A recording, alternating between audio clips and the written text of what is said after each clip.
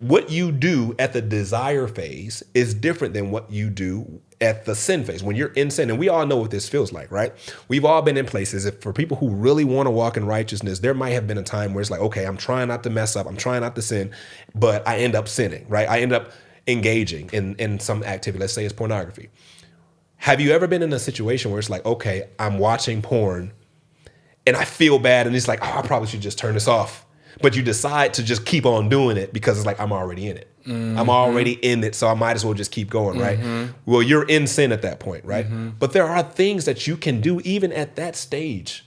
And I'll give you one of the ones that the Lord showed me. It's like completely. God's merciful. He is merciful, bro. Yeah. But so the Lord gave me this I'm giving you some real stuff. But there's a point when I was going through my process where the Lord gave me this idea about creating essentially what is called a talk me down video. And this is for the moments where I don't have the strength to correct myself. So right? I'm not in the mindset to be able to say, you know what, I'm not going to do this. I can't pray. I don't want to pray. I don't want to read my Bible. I'm just not there, right? But what the Lord showed me was that you don't have to be there in that moment. You can actually do something prior to the instance, and it'll be just as powerful as if you were in that space. So the Lord told me to create what's essentially called a talk me down video, which is a time where I am super sober, like in my mind, super sober. And I actually went to the extent of like praying and like having a really deep time with the Lord before doing this. And I actually recorded a video of myself encouraging myself and basically coaching myself out of walking in sin. So I was literally telling myself like, bro, you know where this is going to lead to. You know what ends up getting you to this point. I know how you feel right now. You feel like you just want to do X, Y, or Z, but this is the reason why you shouldn't do it. Remember, this is what God has called you to. Remember, this is what God has for you in the future. And if you do it right, if you allow yourself to literally allow the Spirit of God to like infuse this conversation that you have with yourself, you put it on your phone and you save it. You don't watch it over. You just save it. And in the moment of temptation, when you're at that point where you're in sin, right? You're like, you got the website up and you're like, I want to stop. I haven't gone all the way, but I just don't know how. If you play that video, bro, I promise you, it will suck the air out of the temptation.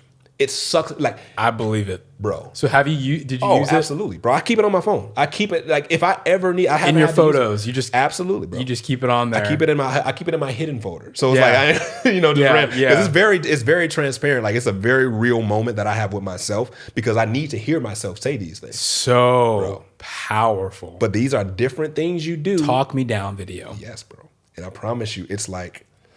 Nobody can coach you the way that you can coach yourself. Like that's bro. I'm telling you, it's game changing stuff, bro. No one can coach you like you. It's almost like that is so good. It's almost there's a two-faced thing going on. You have one side of you is righteous, the other side of you is wanting to sin, and so it's like the angel and the demon on the shoulders, and the angel's telling the person the shoulders that lives on, you can do this. Mm-hmm. And the demon's like, no, go sin. That's very convicting. Mm-hmm. And it's probably very refreshing to even see and hear yourself in a state that you're sober, encouraging yourself to remain righteous. Yep. Very convicting, very sobering. Yes, bro. And just very loving. Yes, man. For yourself. You know, it's the steps that we take. And a lot of people might think, oh, that's extra, man. You ain't got to do all that. But this is the stuff of freedom, bro. Mm-hmm. This is the stuff of freedom. And let's just be real. You are not in the type of mindset to pick up your Bible and read or to decide that you want to pray. You want to get sexual fulfillment. That's just what it is right now. Yeah. And it's okay to acknowledge that. But at the end of the day, you still have a choice. And you can make decisions prior to understanding that this is something that is going to come eventually. And that's the power of what we talk about, man. If you are a person that is powerful. Yes. If you are a person who tries to avoid temptation, you will fail. No, and I need to be clear about how I'm saying this too. When I was coming up and I was trying to walk in freedom, my objective was to avoid temptation. So I would read the Bible. I would get up every day. I was praying for 2 hours a day, bro. I'm waking up early in the morning, praying for 2 hours a day in an effort to not be tempted. That's what I was trying to do, right? So the act itself was great, but the reason was wrong because the Bible promises that we will have temptation. There's does. no way to not be tempted. It does. So unfortunately, what would happen is even though I was in this great place, I was doing these great things, I wasn't prepared for the fight. I wasn't prepared for the fight. I was expecting not to have to fight at all, and I would get hit upside the head every time temptation would come. And I'm like, why is temptation still coming? And I didn't realize that it has to be there. But what that taught me was that if you are actually expecting to be tempted, you can prepare for it. That's so good. You have to expect for temptation to come. And if you do that, all of a sudden, it turns into a situation like I give it the example of the person who was who had like a pop quiz. Like you remember you guys were in school, and you had like pop quizzes. Quiz and calculus. Pop quiz, right? Like there's no way you can be like, okay, I'm not going to show up for the pop quiz because it's a pop quiz. Like you don't know when it's happening, right? But there was always this one kid in the class who was always prepared for the test, you know? It's like they're always prepared. Her name was Jamie. And no matter who, shout out. Like it doesn't matter what it was, she was always the one to get good grades on the test. And I was the one who was like, dang, I'm scared because I really didn't know what the information, right? But Jamie had always prepared for the test. She was the one who read the books. She was the one that was studying when it wasn't necessary, right? So when it presented itself, all of a sudden it wasn't a temptation or something to be afraid of. It was an opportunity to show how much she knew, right? And that's what temptation is for us. And this is why the Bible, if you really understand what the scriptures teach us, this is why it says that you can actually count it a joy when you fall into temptations. And there's a reason why. It's because it turns into an opportunity for you. It's an opportunity to show how much you know. It's an opportunity for you to grow. So even though temptation doesn't feel good, it's like you still got to take the test. At the end of it, you will end up better because this is your opportunity to implement the things that you know. But you got to be prepared for it first. If you don't prepare for it, you will always fail. Just like I would when I would have those pop quizzes. So this is how we look at temptation. And then like we're not looking for temptation. We're not trying to say, oh, let me put myself in a position where I'm going to be tempted. That's not what we're doing. Temptation is going to come regardless of whether or not you're looking for it.